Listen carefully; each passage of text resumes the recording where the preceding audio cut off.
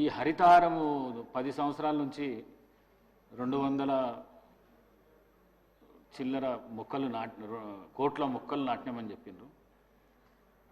నా దృష్టికి వచ్చింది ఏంటంటే కోనా కార్పస్ అని చెప్పేసి ఒక చెట్టు ఉంది.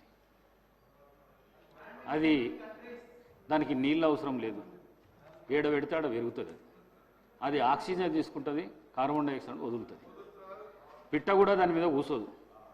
అట్లాంటి చెట్లు మీరు తెలంగాణ రాష్ట్రం మొత్తం పెట్టింది.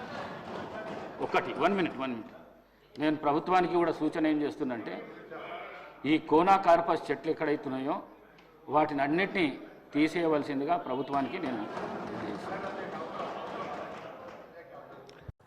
ఈ కోనా కార్పస్ గురించి యూట్యూబ్లోను వాట్సాప్లోనూ వచ్చిన విషయాలే కానీ సైంటిఫిక్గా ఉన్న విషయాలు చాలా తక్కువగా ఉన్నాయి. అందుకని మేము సైంటిఫిక్గా వెతికాను. నేను బాగా సెర్చ్ చేశాను హెడ్లైన్స్లోనూ అక్కడంతాను.